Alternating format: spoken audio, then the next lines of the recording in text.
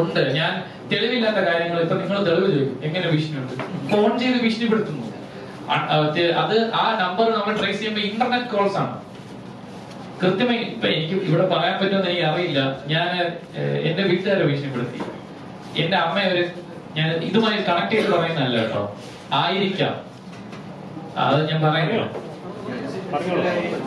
ഒരു കാര്യം ഒത്തിരി പിന്തുണയായിട്ട് ആ സീസണുള്ളവരാണെങ്കിൽ സംശയമുണ്ട് എന്നൊക്കെ പറയുന്നുണ്ട്. ഉണ്ടായിരുന്ന മത്സരത്തിൽ ശിവന്റെ ഒരു വിഷയം വന്നു. ഈ സീസണിൽ നല്ല നിങ്ങൾ ഒരുമിച്ച് ഫോട്ടോ എടുത്താൽ ഇതിലൊക്കെ നമ്മൾ ഭക്ഷണം കഴിക്കാൻ പോയിട്ടില്ല.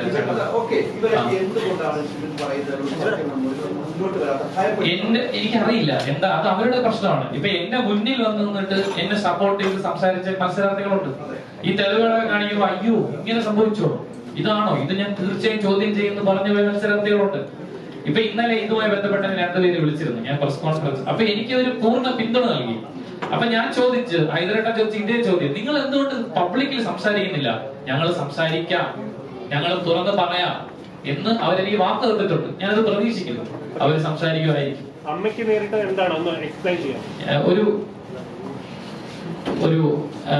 ഒരു രാവിലെ എന്റെ അമ്മയുടെ നമ്പറിലേക്ക് ഒരു ഭീഷണി കോൾ വരികയാണ്. ആ ഭീഷണി കോൾ വന്നതിന്റെ ഫലമായിട്ട് അവരത് സ്ഥിരമായതുകൊണ്ട് അവരത് ചീത്ത പറഞ്ഞ് വെച്ച് കട്ട് ചെയ്ത് പോകുന്ന വഴിക്ക് അവര് സ്ഥിരമായി എന്റെ മമ്മിയും പപ്പയും പോകുന്ന ഒരു വഴിയുണ്ട്. മമ്മിയെ ജോലിക്ക് വിടാൻ പോകുന്നതാണ്. ആ വരുന്ന വഴിയിൽ ഒരു കാർ അവര് തട്ടിയിട്ട് വീഴാത്തതുകൊണ്ട് റിവേഴ്സിൽ വന്ന് ഇടിച്ചിട്ട്, അങ്ങനെ ഇടിച്ച എന്റെ മമ്മിയുടെ കൈ എൽബോ പൊട്ടി. അനന്തപുരി ഹോസ്പിറ്റലില്, തിരുവനന്തപുരത്ത് അനന്തപുരി ഹോസ്പിറ്റലിൽ ഇന്നലെ സർജറി കഴിഞ്ഞ് ഇപ്പൊ മമ്മി ICU ഇന്നലെ പുറത്തേക്ക് കൊണ്ടുവന്നു. മെനിഞ്ഞാന്ന് സർജറി, മെനിഞ്ഞാന്ന് ഇൻസിഡന്റ് ഉണ്ടായത്.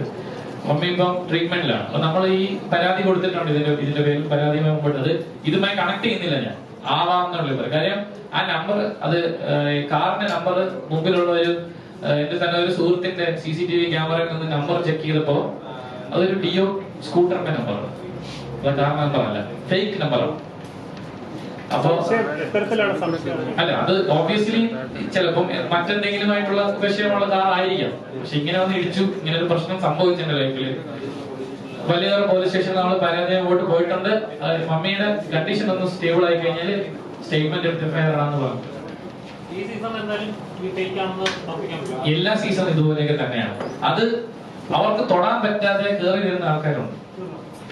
അങ്ങനെ വന്നപ്പോഴ് അതിനെ ദിസ് ഈസ് അൺഫെയർ എന്ന് പറഞ്ഞ് ആ ബാക്കപ്പ് പാർട്ടിയിൽ നിന്ന് മാറിയെന്ന കാര്യം ചേട്ടൻ പറഞ്ഞില്ലേ, അങ്ങനെയാണ് അവർ പ്രതിഷേധിക്കുന്നത്.